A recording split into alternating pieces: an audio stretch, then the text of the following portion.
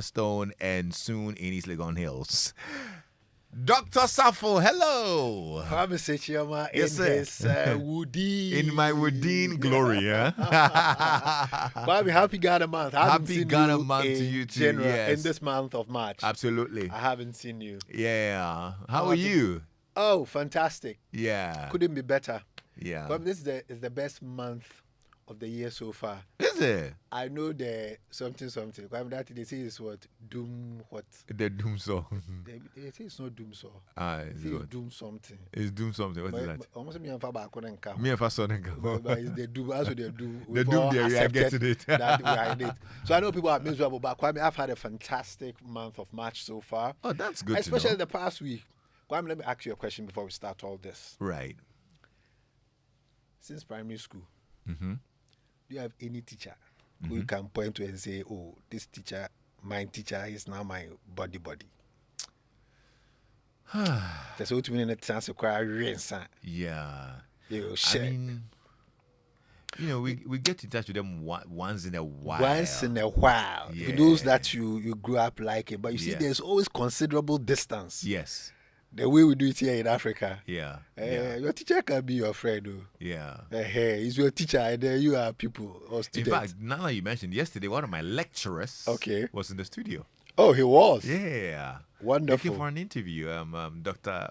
Professor Kenneth Boating. Did he pick you out? Oh, well, he of course. This was okay. Gimpa. This was just a few years ago. So, All right. so it's Good. not like back way, in the day, way back in the day. Yeah. So, Kwame, right now, mm-hmm. I know Professor Robert Flanagan and his wife, Anne Flanagan, are listening.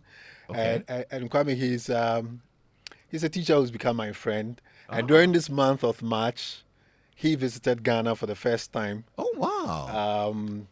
Professor King's College Hospital, UK. In the UK? Yes. And right.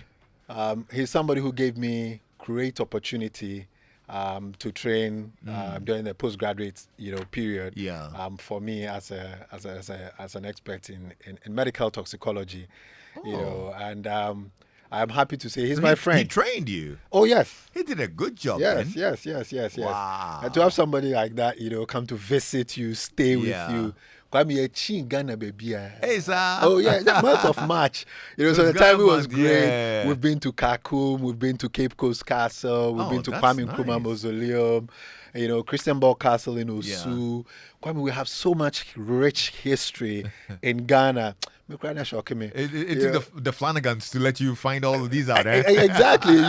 I travel quite a bit, but not enough. Not enough. I realize absolutely. that we've got to celebrate Ghana more. Absolutely. So You should have come along with them, so at least get to know the experiences and impressions so far. Another trip. Today they are resting their limbs a bit. It's been a stretch. Okay. So yes, it's been wonderful, and I've enjoyed all the programming that has happened as well.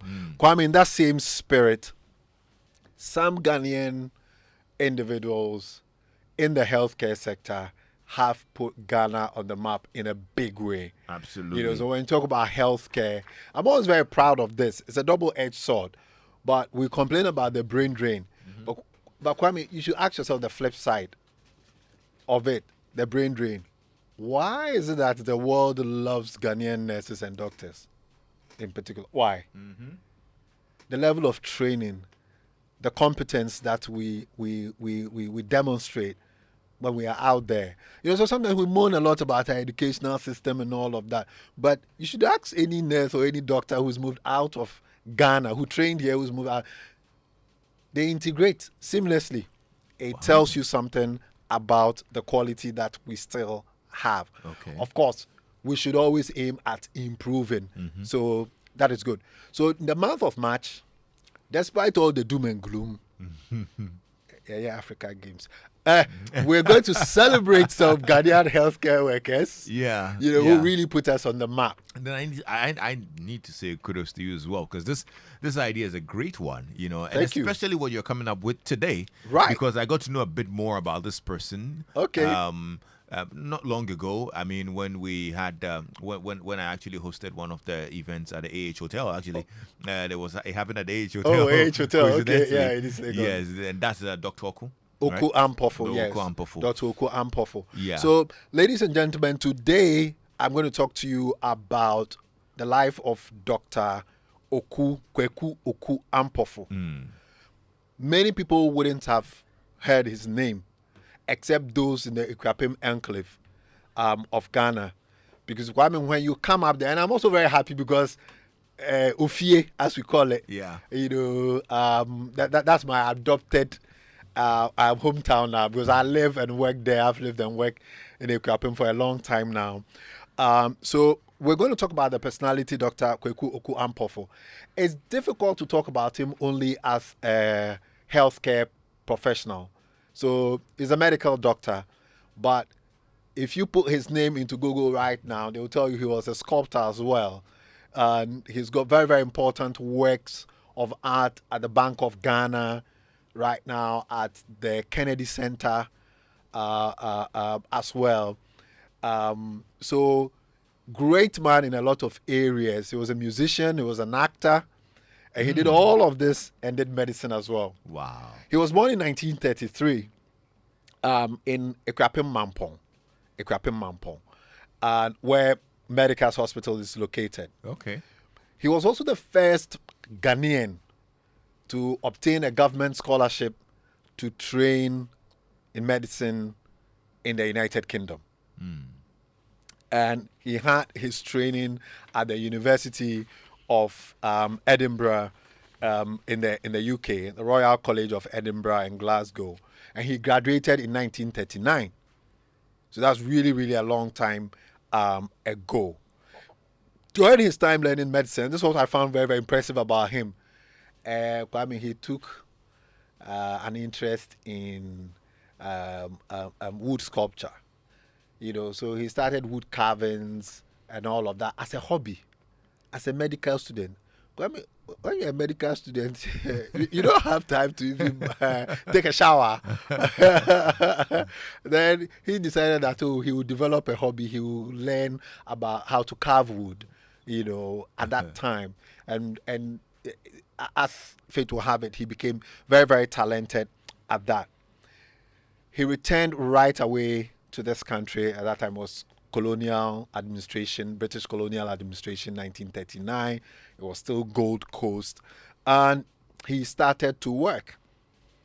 Initially, he had some challenges with finding work because at that time, doctors were Europeans and not Africans. So it was a bit challenging for him. But eventually, he started a practice up on the Ekwapim Ridge. There were only two of them in that whole enclave, so the workload was very, very heavy. When was he born again? 1933.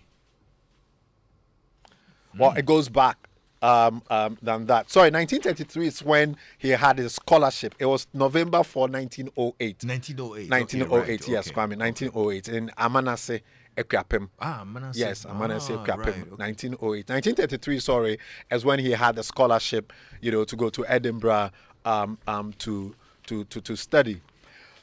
But his claim to fame, and this is one thing that he did that introduced a certain aspect of healthcare, to the whole world. Herbal medical practice has been practiced for many, many, many years. I mean, really, if you go back into history, when we talk about written evidence of herbal remedies, dates back over 5,000 years. 5,000 years. The Middle East, amongst the Sumerians who lived in and around the Middle East. So it dates way back. But to use a scientific approach to plant medicine, that was what Oku Ampofo introduced or is known for in the 1950s. 1953, around 1953. By 1956, he'd become an authority in something we call phytotherapy, plant-based therapy. Okay. And it was because of all of the work that he did scientifically to show the medicinal value of plants, all right, in a scientific way. He became one of the leading authorities. And what I like about him is that he worked closely with some very, very important herbalists in this country, but he had a scientific background. He had orthodox medicine background, so he could take their knowledge and then also with his background of knowing about botany and toxins and all of that, he could merge all of that. Through his work, today we have the Center for Plant Medicine Research, which is located, guess what, in Mampong, Ekuapem. Yeah. And it is Ghana's leading research center for plant medicine or plant-based medicine. Yeah. And Kwame, they do some fantastic work. Absolutely. And I know that you know somebody who works there. Yeah, Maxwell Sechema, my namesake. Maxwell Sechema, Yeah. namesake, or daddy's sake. Or daddy's sake. Church sake. We grew up with Maxwell. And, Oh, you did? Oh, yeah, Okay. from, Ebenezer Presby. Wow. He was one of the best instrumentalists in the church. Wow. Yeah, Wow. so, I mean, we're much, much younger. And Right. all that. So I've known him for a long time. Good. And I was privileged to actually host the second Okwampofu Memorial Lecture. Oh, wow. I didn't know that, Kwame. Yeah, that was in November. Oh, November wonderful. at the AH Hotel. That's what I was talking about. Ah. Was themed herbal medicine research, a panacea for economic transformation. Wow. So that's actually where my interest in the medical research and Okwampofu peaked. Wow. Yeah, and Wow. I got to know a bit more about him, and then the amazing stuff that they are doing there. I actually even got some of the products. Good. Yeah, the products from the research center. They've got a wide range of products, and sometimes people think when we talk about herbal medicine, we tend to look down upon it. But let me use our friend Maxwell as an example. Maxwell has a PhD. Yeah. Yes, Dr. Maxwell Sechema. he holds a PhD. Yeah. He not from this. I'm not saying that PhD is from here, Tokyo. Wow. So we shouldn't think that, when you hear herbal medicine, we're so very dismissive of it. Yeah. But the WHO estimates that 80% of the population of some Asian and African countries presently use herbal medicine for some aspect of primary health care. Yeah. So this is WHO data, 80%. And I'll tell you that most of the people who come to the hospital, to see me and see my colleagues, will also have used some form of herbal remedy before coming to the hospital. So there's a lot of demonstration of faith in that. But I mean, when COVID hit, we all saw how Ghanaians flocked to various kinds of plant-based medicinal therapies. Name tree. Actually, they have a product. You steam cookie, ginger, and winter, and pepper, and exactly. Exactly. So for me, the belief is there, and as part of the products that the Center for Plant Medicine research has right now on the market, there's something they call Mibima. For example, it's one of their products, very useful for treating malaria. But I mean, if I ask anybody right now what the standard treatment guidelines prescribes for malaria right now, I think 10 out of 10, everybody would know.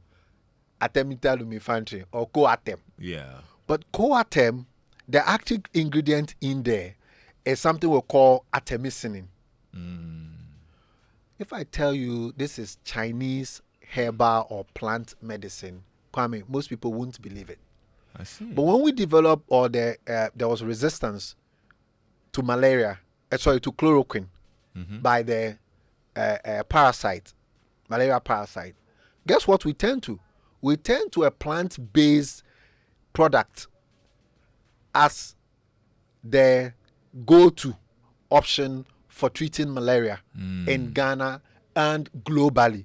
So the artemisinin-based combination therapies are what we are using for treating malaria.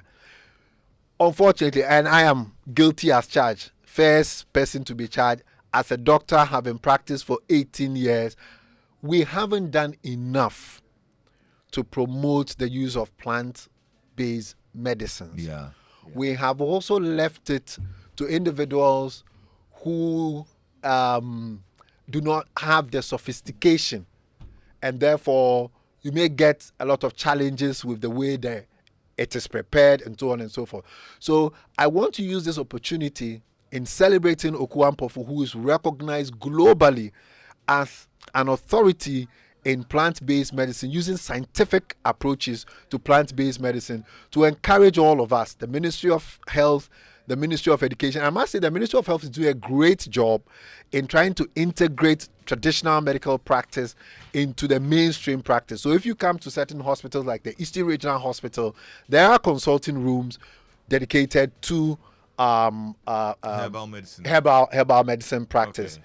But what I want to see is for the orthodox training, medical schools, as we know them, to integrate plant medicine a lot more, so that by the time we come out, our orientation is also one that would let us use these things. Plant medicine is relatively cheaper. You know where the hospital is, the new hospital coming up is located. Yeah. You know the name of our street? No. Kincho Street. Kincho. Yes. Where Ghana man for.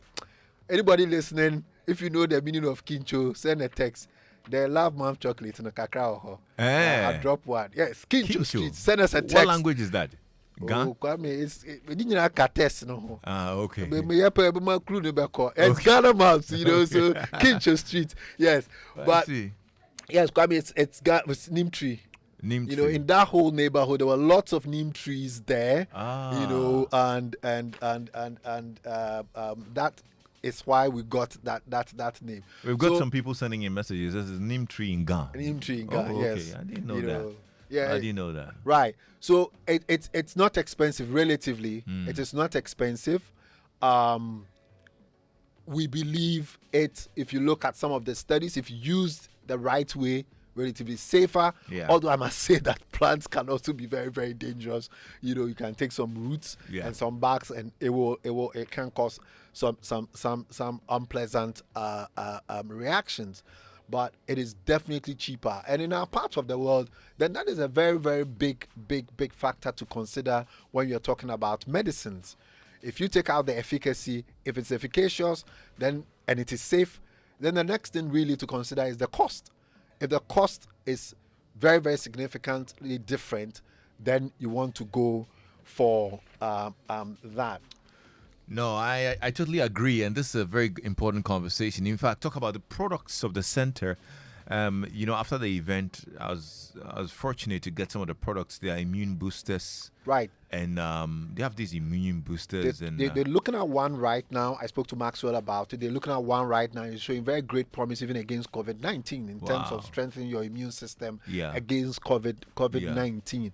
You know, they've got something they call Enterica for typhoid fever. Oh, wow. You know, and if you look at the prevalence and the incidence of salmonella infections, you know, then this Enterica product from them, very, very good. They've also got the Euro 500, which is very, very good in managing what we call benign prostatic enlargement. Yeah. You know, not prostate cancer. Yeah. I must emphasize it, not prostate cancer, but what we call the benign prostate enlargement, which gives men a lot of urinary problems. So this center, thanks to Okuampofu, you know, the amount of effort that he put in alone to get it done, I think we need to encourage all of us to look within. They have some powder too. I mean, quite with the glint in your eye. I'm just saying. The smile.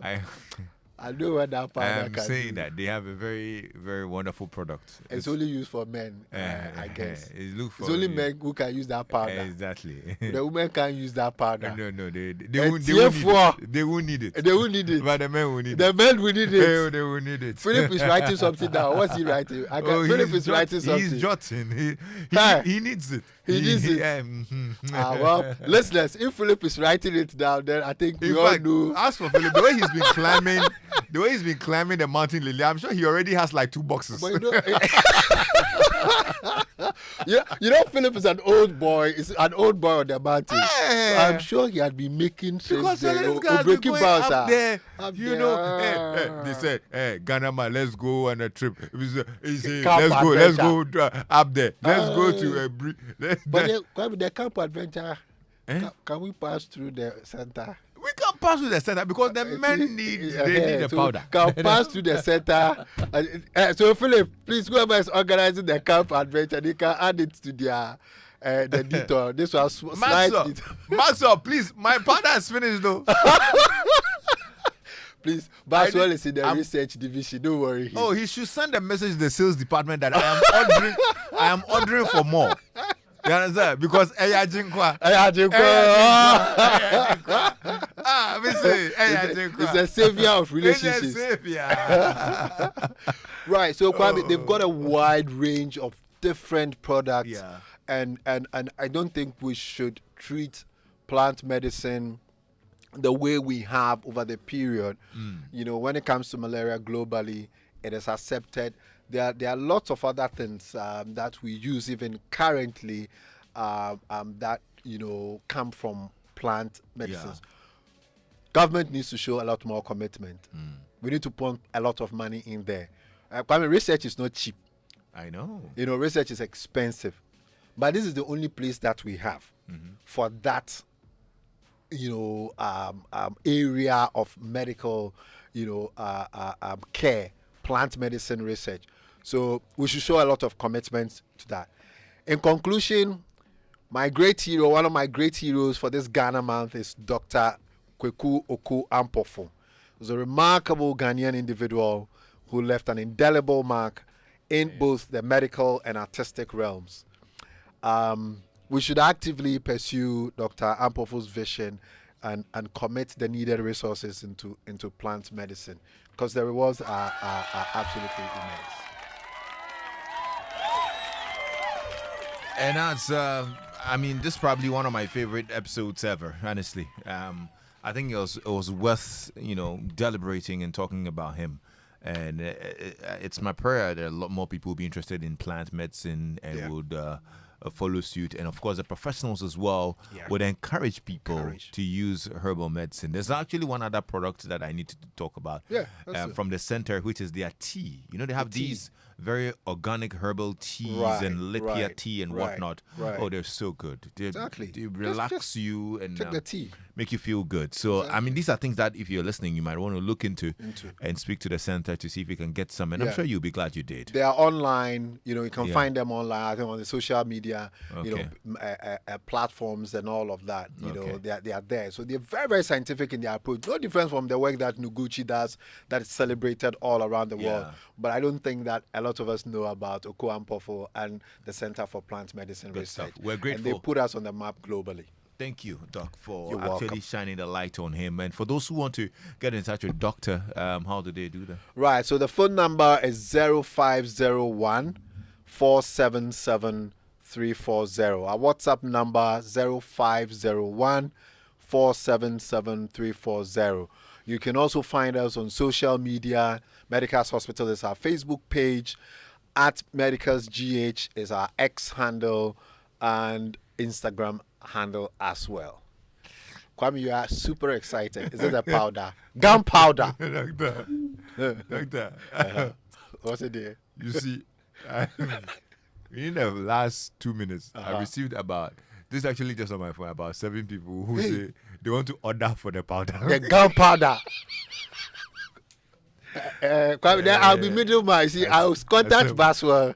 The Baswell will supply me, and then I will sell to them. I think we need to set up a distribution point in front of multimedia. The brothers need it. The brothers need it. So this Sunday we have to supply. They should come for the Eastern Cape Adventure. They should come. We will supply it there. We have to supply. They should come for powder. The powder. It's a very, very nice something. Oh, it's very, very nice. Hey, Kwame. Oh, man, Who did what dance here? Within 3 days. Testimony. Hey. Me fan paradosage 2-3 times daily. It was very powerful. Hey, Kwame. Very, very powerful. I mean, plant medicine is the future. It's the future. It is the present and the future. Thank you so much, Dr. Osafo.